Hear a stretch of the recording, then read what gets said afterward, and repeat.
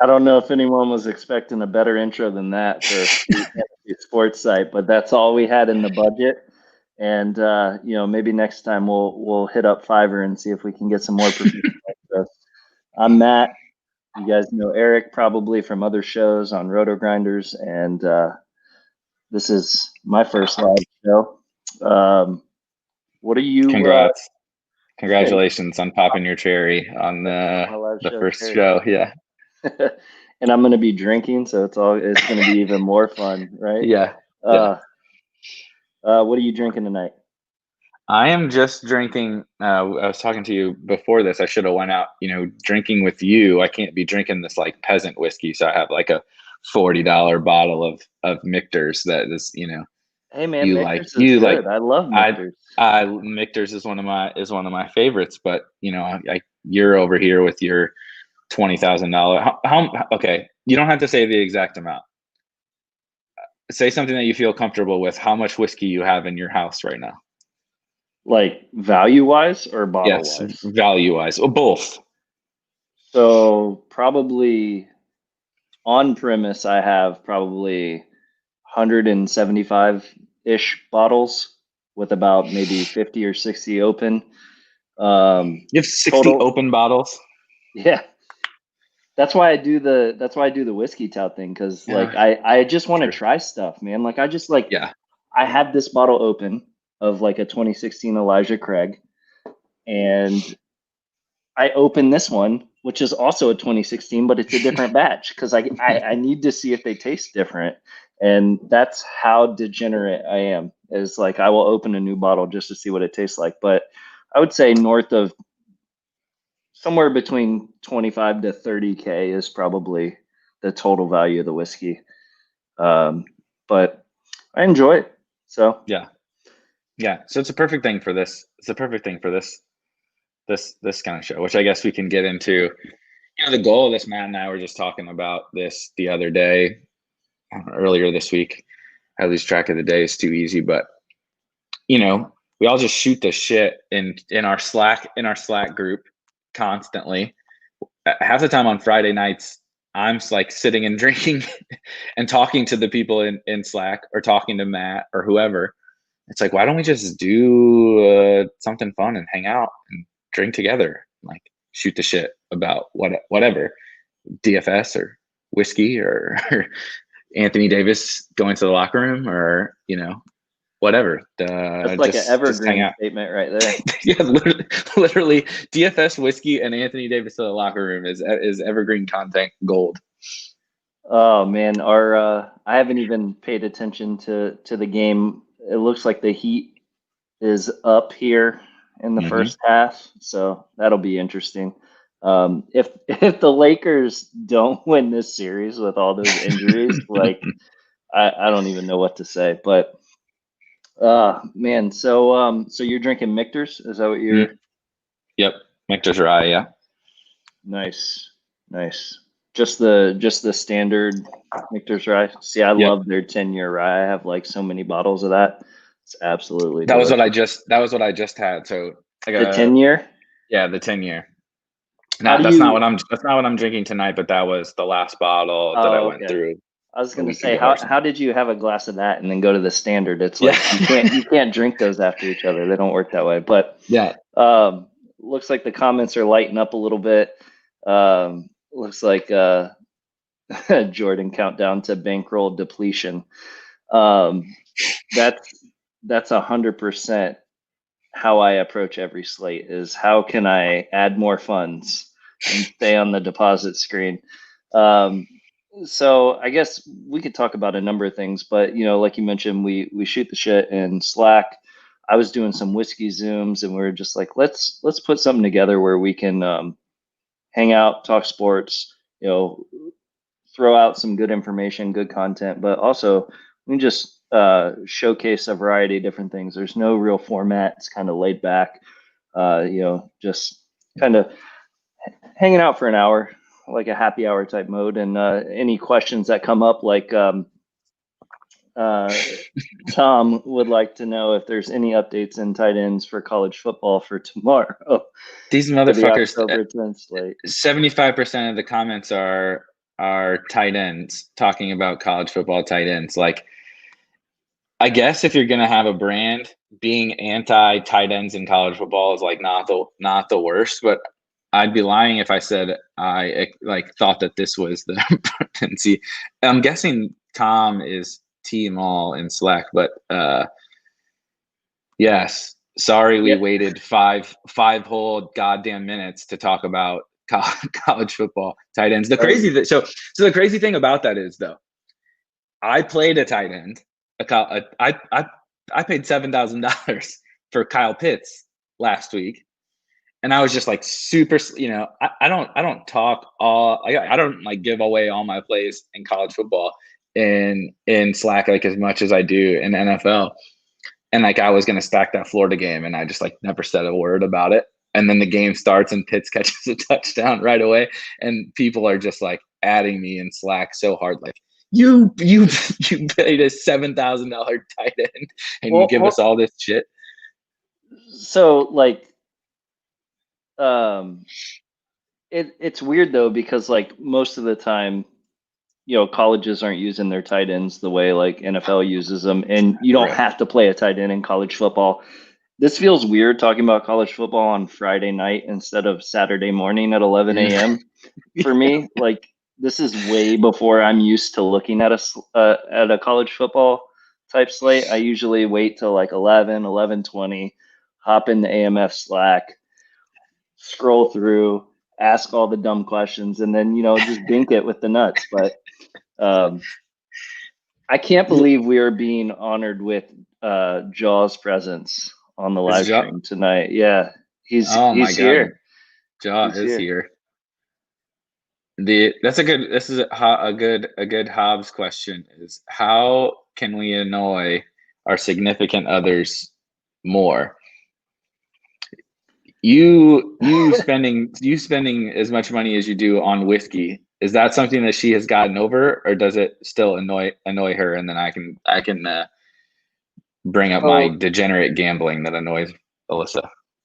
So for me, it's not the whiskey. Like, we have our own separate bank accounts, which highly recommend for any marriages out there. It's certainly worth just keeping separate bank accounts. She's her own woman. She makes her own money. She gets to buy what she wants. I get to buy what I want.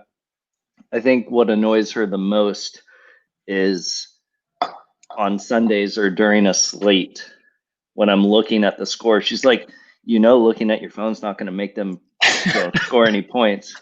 That's true. She's right though. She's 100% right, but it's like, yeah, I know that, but and after watching The Social Dilemma on Netflix, I was like, I understand why I'm like hooked at like pulling my screen down, getting the refresh of the updated score to get the network error 1 out of 3 times every time I'm pulling it down on the DraftKings app. But I think it was funny because I actually did surprise my wife with flowers at work today, and she immediately texted me. So that tweet was like, I tweeted out earlier, it was 100% authentic. She was like, "What'd you do?" and sent me a picture of the flowers.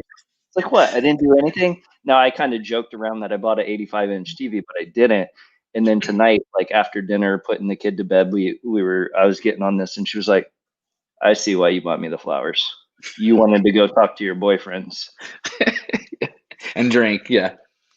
See, I just bought an 85-inch, and I literally did just buy an 85-inch TV, and I didn't tell her, and I went and picked it up and brought it back. So, I was telling you that I finally, when the basement's not set up yet because I don't have all the wires hidden, so I look like trash. It looks like total trash, but I got the TVs and stuff set up, and I bring in this 85-inch TV, and she doesn't even comment. She just like rolls her eyes. An 85-inch TV in by yourself?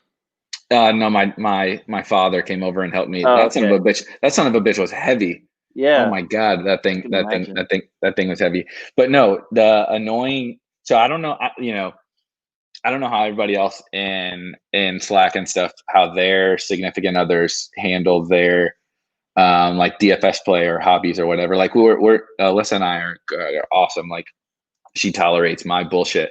I don't know how, but she tolerates me.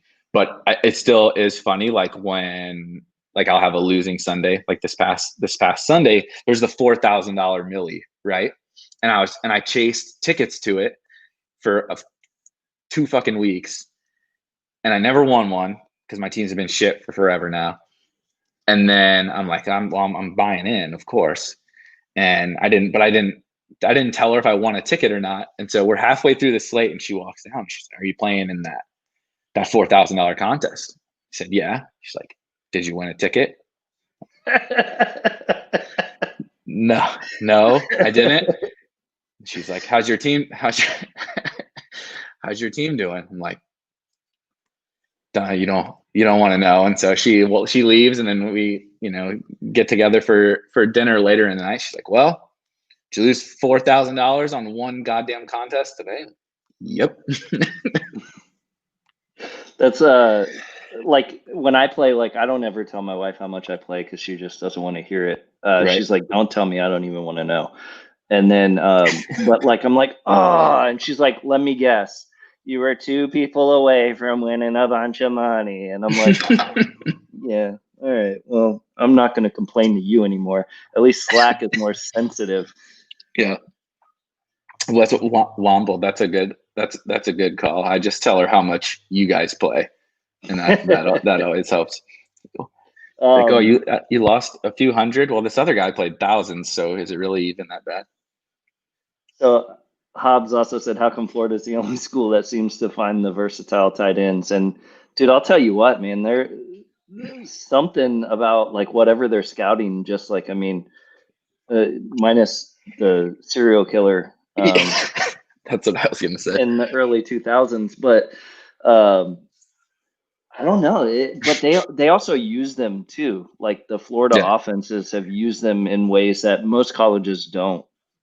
So I mean, Pitts is like a wide receiver who just so happens to play a little bit of tight end, really. And frankly, that's what Hernandez was. Let's just hope that Pitts doesn't go down the same path. Yeah, well, did you see quite the same path? Did you see that Pitts was talking about how like not being nominated to something like motivated him in the off season to just get better, and so like whatever it did, it worked because the dude is a beast. But I don't even know if his price has to have come up at this point. I don't even think I looked at it this week because I'm not that interested in Florida, whether that's right or wrong. But I think it stayed somewhere around the same.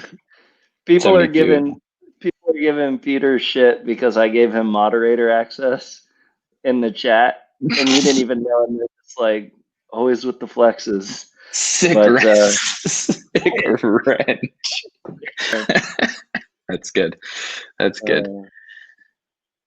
Oh man. So yeah, I mean, it's hard for me to get into college football DFS just because there's so many damn teams, and the teams change so frequently on the slates that I don't really have the time to research it. So I'm very grateful for all the work you guys do on the sheet. I think even Jaw, as Grinchy and bah humbug as he is, puts a lot of effort into putting that sheet together for people, and it definitely helps and streamlines like the process. But yeah, that's I focus on NFL just for the purposes of the players aren't changing frequently, and you don't have to find Megatrist. And that was like the biggest edge ever. College football launches, we had like all this research on all these like no-name schools and found these like 3K players like week 1 of like, was it 2018 or 2019? I can't even remember now. I don't even remember how long it's been now, but I mean that like there's been so many memorable DFS slates even since we started this thing. I've been lucky enough to, and a ton of people in Slack have been lucky enough to win like serious money. I don't think I've ever had more fun. And there's like a 3-game college football slate with Prairie View A&M against Rice, and like just awful games. I don't think I've had more fun playing DFS than that night. That was amazing. So I think I think that was just like it just like snowballed after that. The college football chat in Slack, like Now, obviously, I work for RG, and the stuff the guys are doing there for college football is awesome, and I'm, you know, I would promote them for sure, and I read their stuff. But I think just the discussion and the unreal research that like tons of different people do within that's funny within the Slack is seriously like I do my own research and stuff, but like I don't even feel like I have to, as long as I just like a couple times a day throughout the week read the Slack. I'm probably going to make a super plus EV tournament team just by reading everybody else. It's nuts, man. It's like the highest. I don't think that there is a tool or a group or anything out there across any sport. You know, I'm not into esports or some of these other sports, so there may be resources for those. But just like in terms of most of the main sports, there is no more advantageous thing than the college football channel. It's insane. Yeah, it like I have to pick my battles with a kiddo and a wife. Like to, it's hard for me to get involved with college football and then turn around and do the same thing the next morning with NFL. Yeah. And so it's like, well, I enjoy NFL more. I watch it more. I'm more involved with it, so it makes more sense to focus my efforts there. But on the some there are some mornings where my wife goes to the gym, does some morning errands, and I'm like, oh, I have till 12. Let me dive in and see what I can find. But for me, the most part, I mainly focus on MLB and NFL. MLB's over for the most part. Thank It's God. over for me for sure since Yeah. the other day. But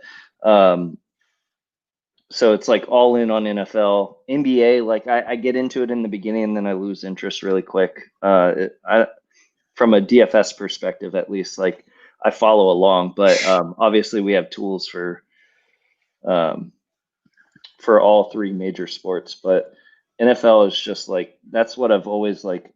Even without fantasy sports and DFS, I've always just been interested in NFL, and that's always been the sport that has caught my attention. MLB is the one sport that DFS has made me more interested in. I will say that.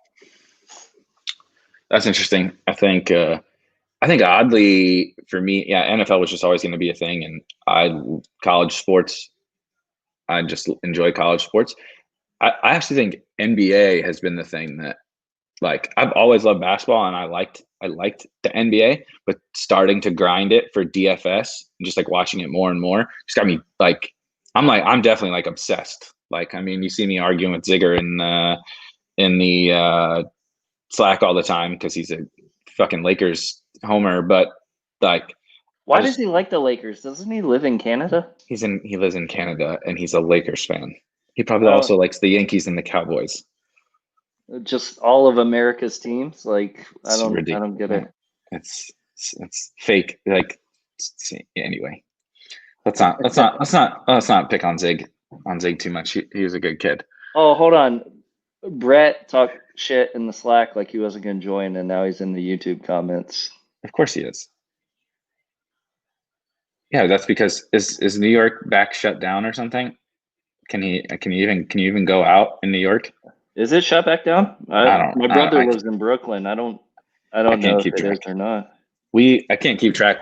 So I'm in I'm right next to St. Louis, but I'm actually in Illinois, and we like largely opened back up a few months ago, and then had to like pretty much shut back down. And as of today, our area like opened up in more indoor dining and a bunch of stuff. So, well,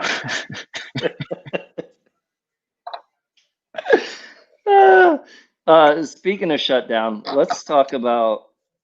So I didn't really read too much, but I saw the Twitter thread where like you had commented, I think it was with Jeff Collins, regarding like the NFL's handling of COVID.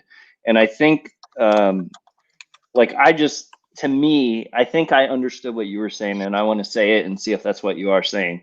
If not, you can clarify. But to me, it's like you had 6 months to plan for this. You got to see other plans. Like no one was saying that you would be able to necessarily play the season in a bubble, but you had to know by not playing in a bubble that situations like this would arise where players would test positive and impact the ability to potentially play a game that week. And by not building in extra bye weeks or extra weeks at the end of the season to reschedule stuff, doing something along the lines, because what happens after week 12 if people catch COVID? You can't reschedule games. There's no more bye weeks. And at some point, if certain teams continue to get rescheduled, you run into issues of being able to do it. So it's like, why wasn't that taken into account and thought of? Like it's not like you were asking them to solve world peace or anything, but it was just like, come on, guys, the likelihood. You saw it happen in MLB. You saw like players test positive, and that was probably even more isolated potentially. So it's like, what are you going to do to make sure this doesn't happen, or if it does happen, it doesn't impact the season? And it just seems like they were making it up as they went along. Yeah, exactly. Like, it's difficult to get across nuance on Twitter, right? And you can't explain your entire stance in a tweet, but it's just like seriously fucking unbelievable that with 6 months of planning, like outbreaks and positive tests are of course expected. Everyone expected that. The NFL has a shit ton of play. The thought of Roger Goodell being proactive that is the goddamn truth. But like, it's still like floors me when I think about it. Like, you knew that players were going to test positive. Well, first of all, like, teams are having fans in the stands, which is just egregious. But even if we ignore that, like, you knew that these things were going to happen. You knew that having 50-something 20-year-old millionaires on every team were probably going to overstep, especially when they're not in a bubble. They're not, they're not really restricted to anything that they have to do. So like, this shit was going to happen. Guys were going to test positive, right? Like, that's shitty for them, like for their life and health, but that's not unexpected. Every time that someone has tested positive, or we had this Titans outbreak, the NFL has no fucking idea what they're doing. Like, it should have been just like, okay, outbreak happens. Here's the rule. Here's what happens. No discussion, no beat writer tweets and speculation about when they're playing or how long they're shut down or whatever. It's like, no, here's the protocols. Here's the process for what happens. Like that, the NBA had that. I know that it's simpler for the NBA. That's my absolute favorite. Yeah, that's the NFL's plan. Is like, oh, fuck it. We had a positive test on Thursday. Let's just play on Monday. Like, how does that? It doesn't make any sense. Like, I still don't know how the Chiefs are playing this week. They moved it a day later. Everyone's safe. It doesn't make any sense. Stephon Gilmore tested positive, and the day before he was hugging and kissing Pat Mahomes. As well as none of it makes any sense. Like, I hope that there's a season, and I hope everybody stays healthy and all that shit. But like, it it seriously floors me that there's like no plan. They didn't even know if the Titans game had to get postponed again. They didn't know if the Bills players would get paid. Because of another team's issue. Like, that's what's crazy. It's like, it wasn't even their fault, but they're gonna get penalized for it.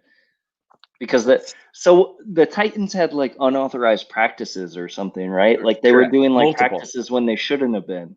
Right. And then more players tested positive.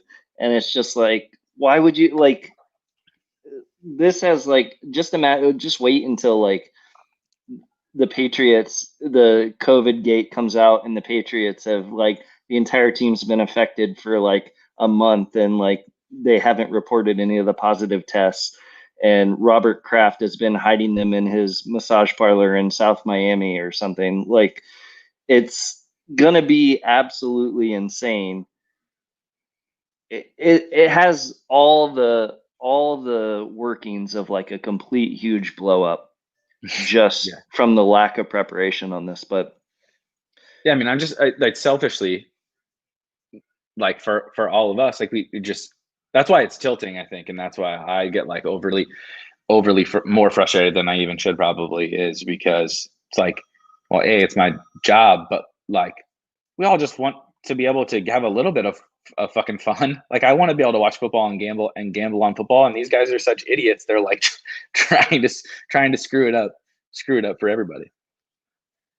Yeah. Winky. So that be Winky. I remember the night Ray KCMO binked his MLB contest. Winky came in second. That was like a nice 1-2 combo for MLB. And so that was the last night I saw Ray on my whiskey tout Zoom calls, was when he won like a bunch of money, and then we never saw him for the next few weeks, and just he like disappeared. His wife was like, "You get too drunk on those Zoom calls. You cannot hang out with those guys anymore." There's been numerous times where that Zoom call has gone to like 1 a.m, and I've woken up like holding on to the sheets because I felt like I was gonna fall out of my bed just sleeping.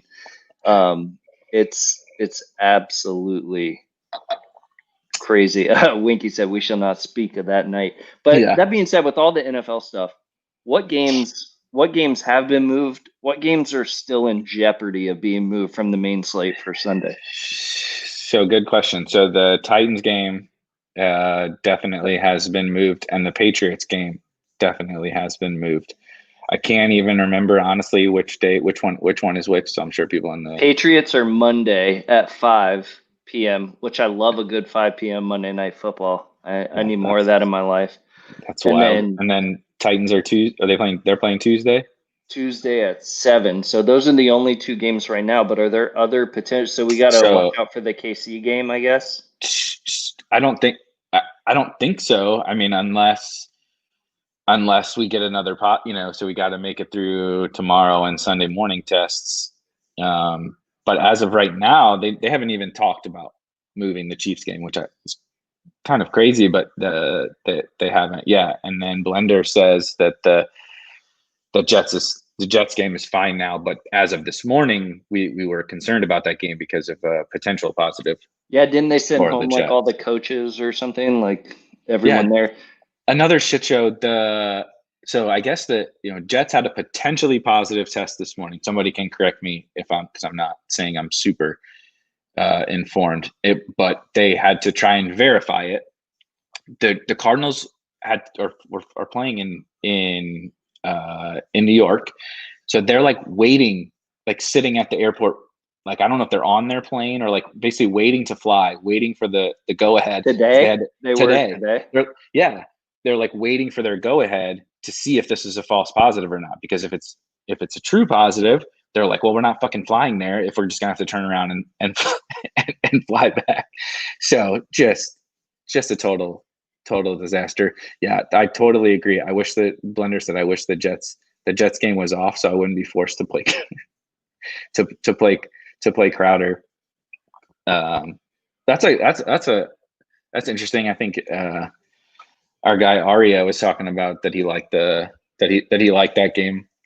I think this week is a like a super fun week to talk about on a show like this, where we're kind of just like casually bullshitting, and kind of theorizing or whatever, and not getting too serious, because it's like it's everything, Blender, play whoever you want and in the conversations and stuff that we have in Slack is so much about, fading chalk and leverage and roster construction or whatever. And this week is just like, well, we got two teams on bye and two games that got pushed back, and then a couple of really shitty games that you don't even really want to play.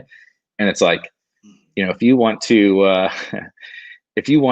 have some fun and like, get crazy in tournaments, like, and get tons of leverage with super low owned players, like this week is like the stone nuts to do that. Yeah, I mean, we had someone write an article for us, and in there, like, I had a literal laugh out loud moment, and I shared the quote with you, and I think you said you did too, because like he was going into it talking about like a pass catchers report for like the past week, and he was talking about completed air yards as all the yards a player would get if they caught the ball and fell straight to the ground, sort of like 2020 AJ Green. And so that was such a great lead in, but then it goes in like, Darius Slayton. So like, even as bad as the Giants have been, I think he's not going to be a clever play, and a lot of people are going to be on Slayton. He said he said stock up on Slayton and Marquise Brown. He likes Hollywood this week. I don't know if your dogs are disagreeing with me or agreeing with me. Unclear. It's unclear. I'm trying to find that out. Give me 1 second. Is this like the Jerry bark on the Adam Levitan show? Like he's barking when I mention names. So like, that's what we're gonna find out. If Hollywood catches a long touchdown, then that means it's good. So and then obviously the stock down. I think at this point you guys are off of AJ Green by now, or the ghost of AJ Green. But I guess I'm gonna keep this going with. Oh, there he is. Good. I thought I was going to talk for a few minutes by myself. We're good. They're loud ass, big ass dogs. Yeah, I think this week, like it's crazy to me. Like the obvious games that stand out is like the Dallas New York Giants game. I think is an obvious one. I think a less obvious one is the Chiefs Raiders game. But maybe that's just me being a homer. But like, I think the Chiefs are gonna probably have a pretty good dominant force in there, and so it's gonna rely on Carr throwing the ball a lot. I guess the Jets and the Cardinals. It's like my initial instinct was go with Teddy Bridgewater, stack that game, and just go after that. But that's everybody's initial instinct. So it's funny. We've talked about it in Slack and talked about it on. I've been on way too much fucking video today, but so I can't even remember where I said what. But like, it's crazy how much it has changed this year. Where Dallas is just the Dallas pass game is just absolutely going bonkers every single week. So he can't keep that up though. Like, right, it has to regress. Right, but that's the thing is 2 years ago, everybody would have kept playing Dak, Amari, whatever, because you just see these Amari targets, CD targets, and these big games. And I'm not saying that people are gonna fade those guys like entirely. Like, you're not getting those dudes at 2% or whatever. But there's this weird thing going on now where like I have not heard a person. Like, I try to consume quite a bit of content mostly for like ownership and public sentiment purposes. I have literally not heard a person that said like, "Oh yeah, you got to play the Cowboys passing game." Every single person has said the same thing that we just said. What they're doing is not sustainable. They're not going to keep throwing 60 times a game. This is the week the Giants offense sucks. So this is the week that the opponent doesn't, make Dallas shoot it out. So just play Zeke or play the Cowboys defense or whatever. Everybody knows that Slayton and Ingram are good plays and they're not going to be low owned. But like, I don't know. I'm having this mega galaxy brain moment this week where I'm like, I really honestly think that everybody is just going to play Zeke, especially because the Cowboys pass catchers are like, the prices are not good.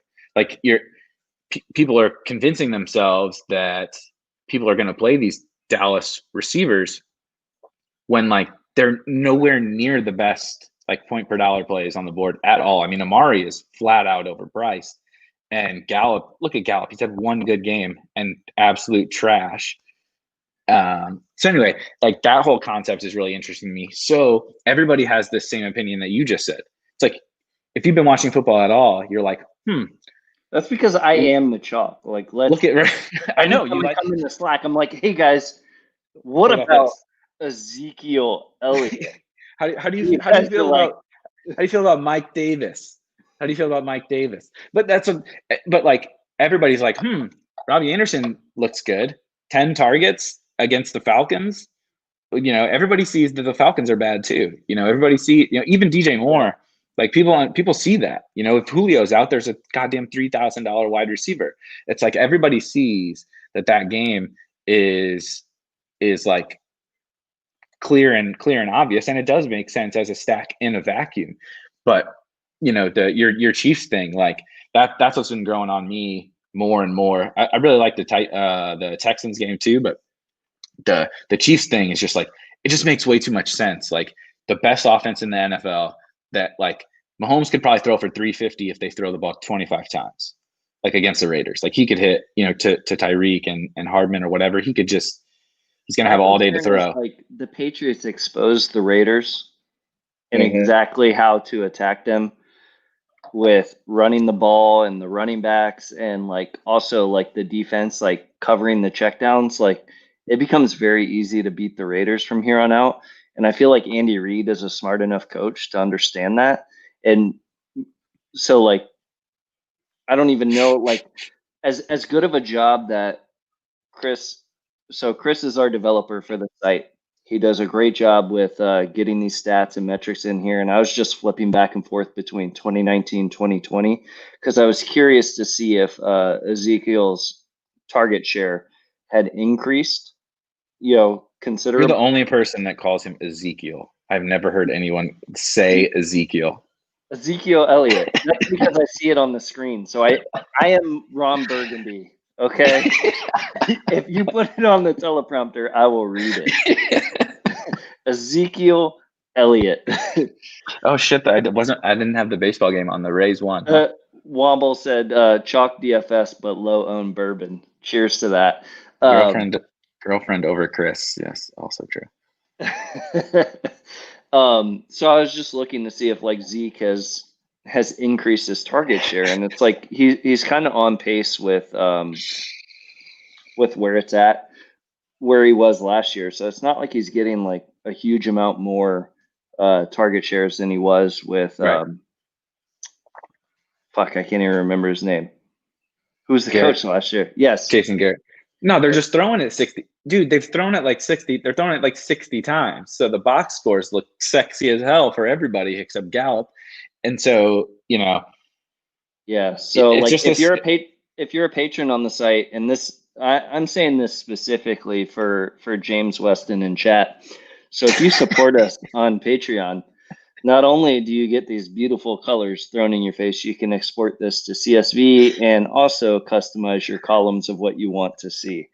But yeah, so like this game troubles me. Like, if I want this side of the game, I kind of almost want the Giants side of it, because they've played some pretty decent defenses, but Dallas is completely awful on defense. And so like, how many people are going to, like, I know Slayton's going to be popular, and this was said on your show earlier on the Roto Grinder show with Pete, the bankroll challenge, but like, people are more willing to play those people who failed the following week. Like, as a general population, I would say the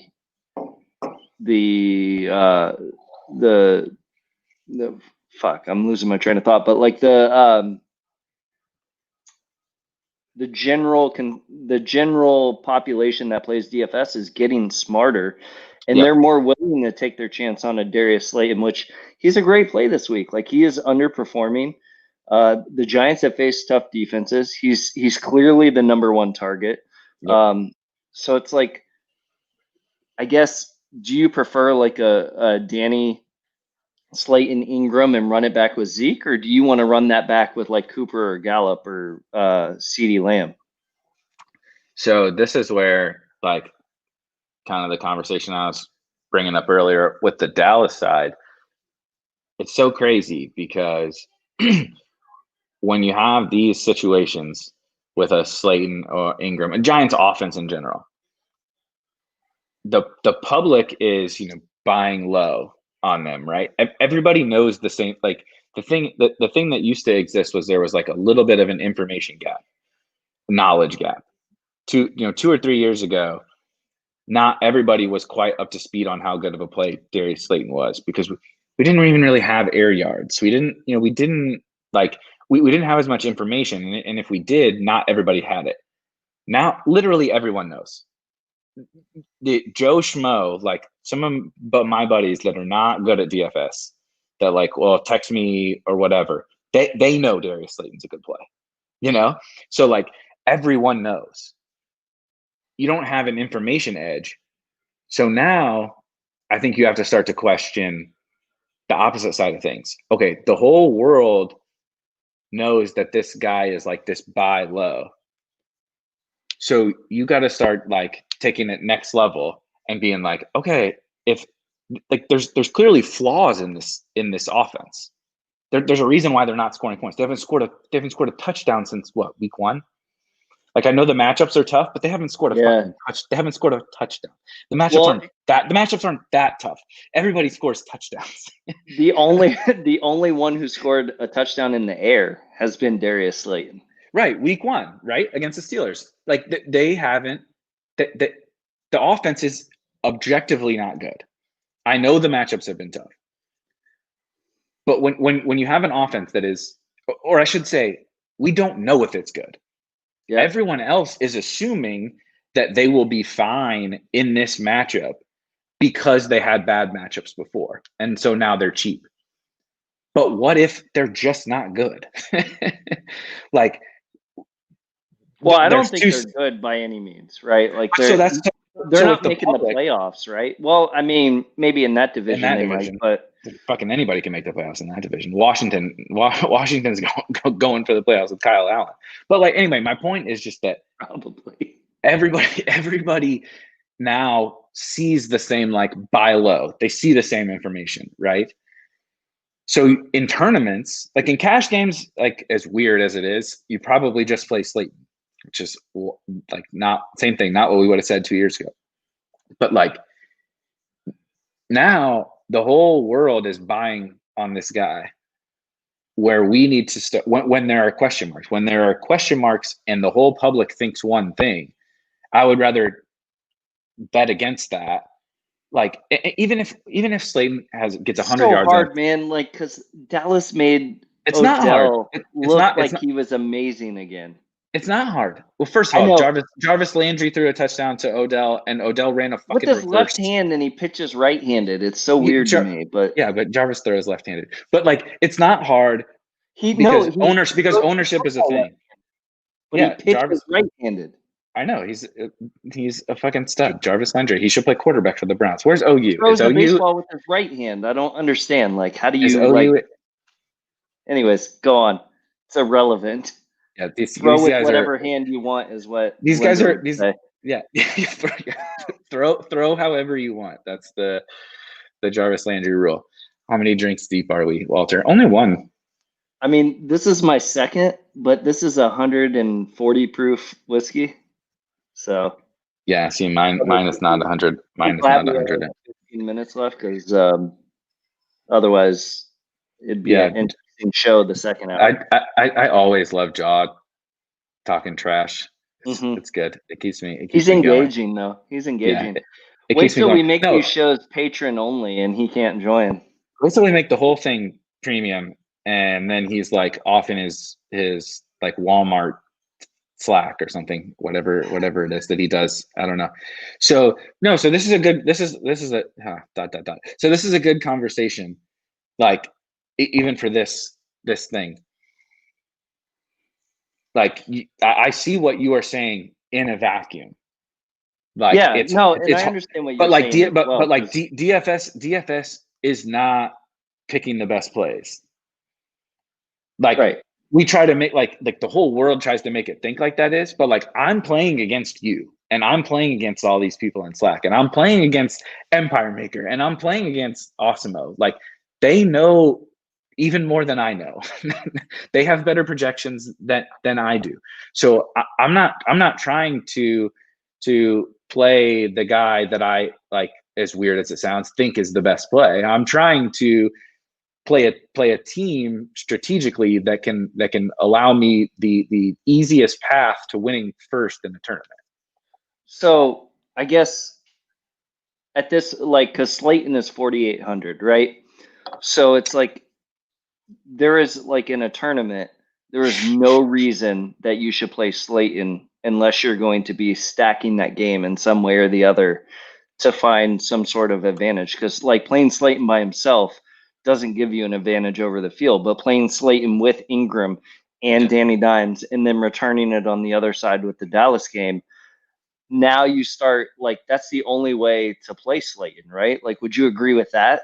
Or would you say like the honest to God only way I would play Slayton is a super contrarian stack of that game.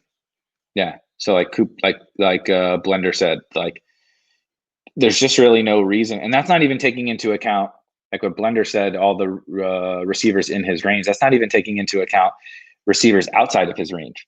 No one is saying you have to play sub 5K wide receiver, or there could be guys in the 3Ks, whatever. Anyway, you can play any of the wide receivers, but if you really do want to stack that game, like I was kind of rambling about earlier with this mega galaxy brain shit that the NFL DFS has become, where people are not chasing points anymore, and now no one is playing Dak Prescott and Amari Cooper, and Mike. Like no one is playing Michael Gallup.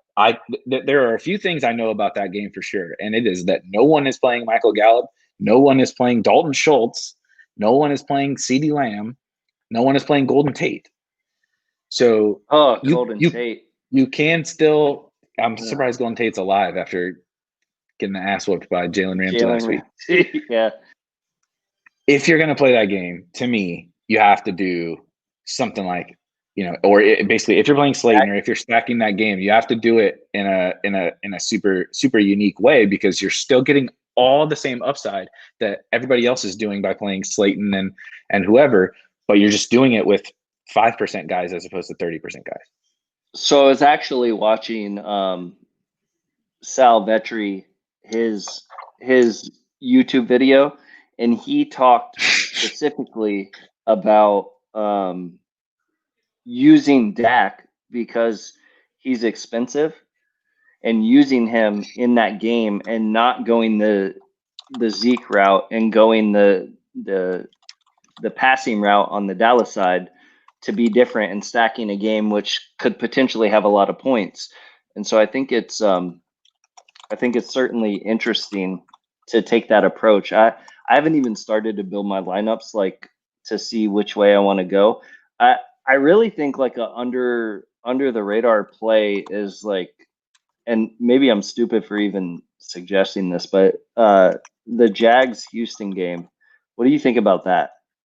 Yeah, I'm definitely a fan of that game. I think that's like one of the best pivots. I keep trying to talk you into playing your Raiders as bringbacks on Chiefs, but you won't. You keep diverting to the chalk because you can't help yourself.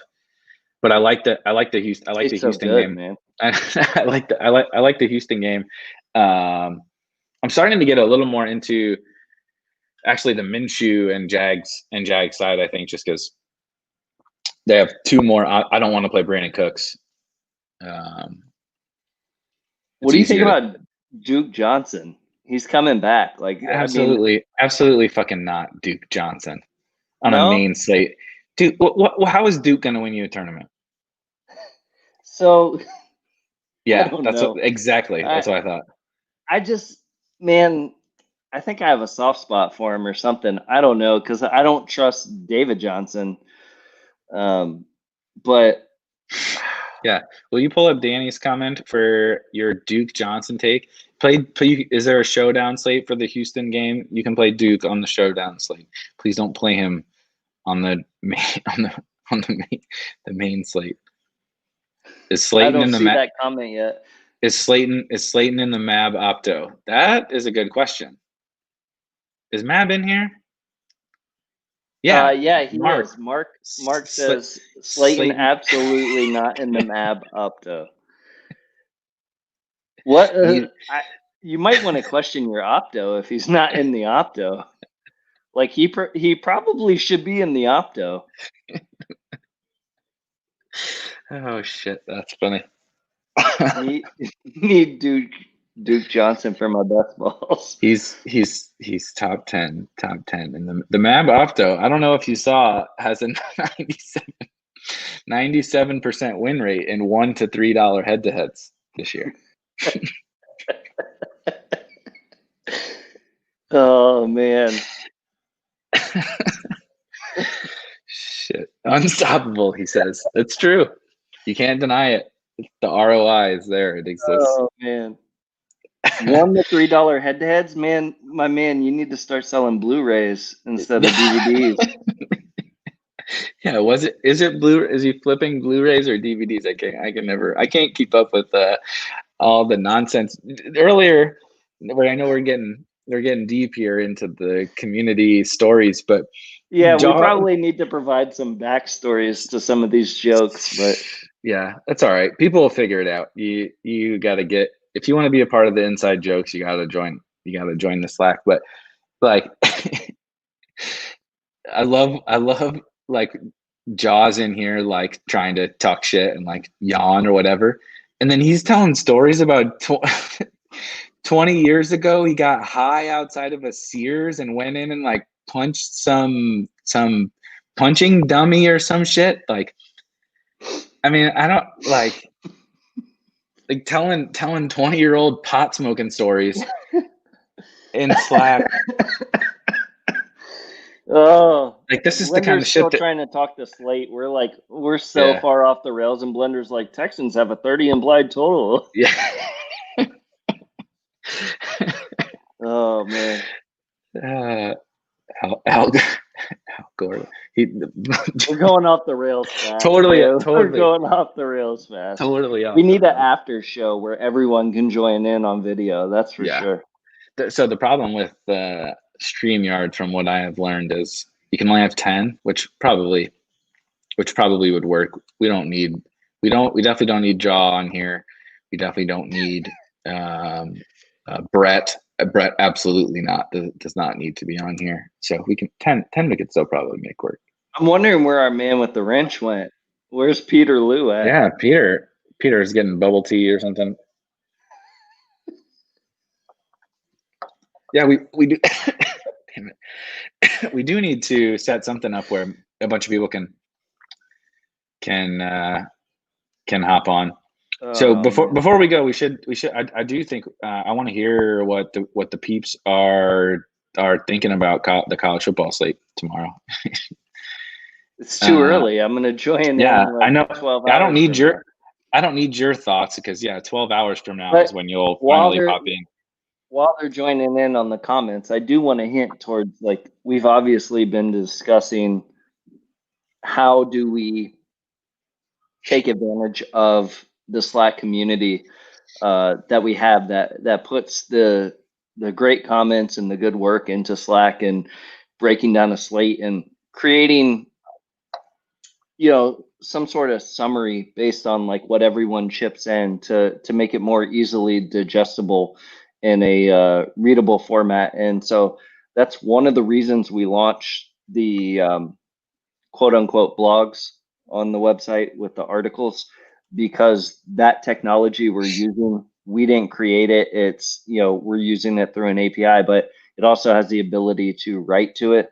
And so like our next steps are looking into how can we tag content in the Slack and dynamically put that in a content article for those that just want to summarize the slate and don't want to have to dig through thousands upon thousands of messages with random shit in between. And so part of this is for me personally, because I will benefit the most from it in college football. But Yeah. Jordan said I got to get back in AMF Slack so I can see Yeah. when Paul trolls me. And Danny says you need to hire an intern to summarize Slack. I agree. That would be the easiest thing to do, but hopefully we can build something that kind of summarizes the Danny, thoughts of Slack. Danny, we pay with experience and exposure. So if Didn't you're interested, Didn't everybody read? Bales just wrote about the fact that everybody needs to work for free. So if anybody wants to work for free and summarize Jaws bullshit Slack stories and Mab's winning percentage of head-to-heads, you can do it on experience. Brett is a great candidate for that, actually. I'm not seeing too many comments about college football, but I will call Walter out for wanting to write content for the site. But not accepting the invite to write content for the site. So, oh, Just trying there to we call. go. He said he'll do the summarizing. There we go. That dummy, Josh says that dummy deserved it. Yeah, I imagine so. Yeah, what a shit show. No, I think there's kind of like you said. I mean, the Slack is just invaluable. It's fucking invaluable to me for like college football and the other sports. I mean, MLB's over, but listening to everybody talk about MLB, I think tomorrow's college football slate is actually pretty awesome for tournaments. I haven't. I guess I can look real quick without giving away too much ownership from behind another paywall. But I'm stalling. I apologize. So some of the chalk tomorrow is kind of what everybody would expect based on this other site that I have access to. Brees Hall, obviously the stone mega chalk at running back.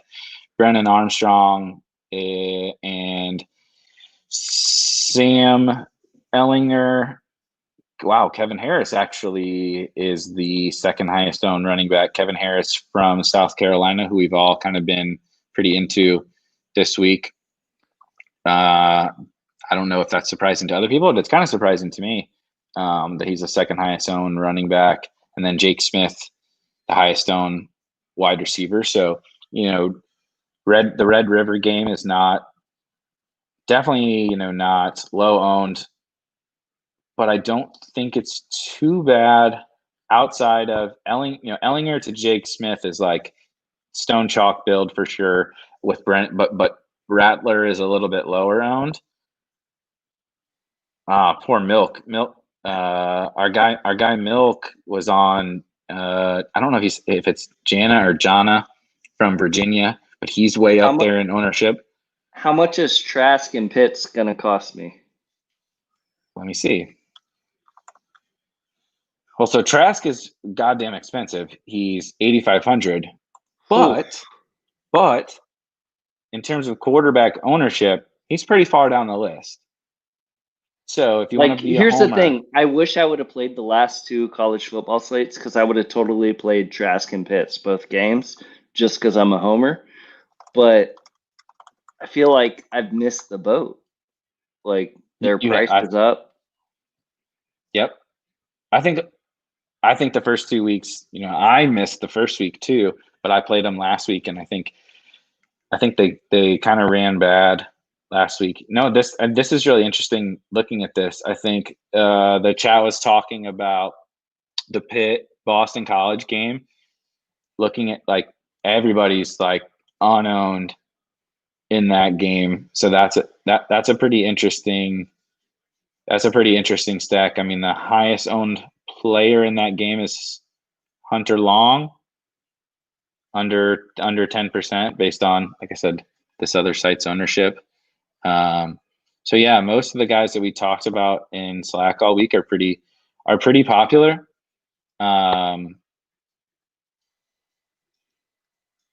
Wow, interesting. Yeah, so interesting week. Yeah, and we'll get better at this as we go along. Obviously, it's both of us participating in the videos while we're also producing it. We don't have like someone behind the scenes producing it for us, so we'll get better at this whole process of putting on the show as we go. But we probably should have promoted. You can sign up for all our tools, Slack, 100% free, addmorefunds.com. You'll get a free 3-day trial with the patron features, which give you some of that conditional formatting, customization that you see on some of the tools.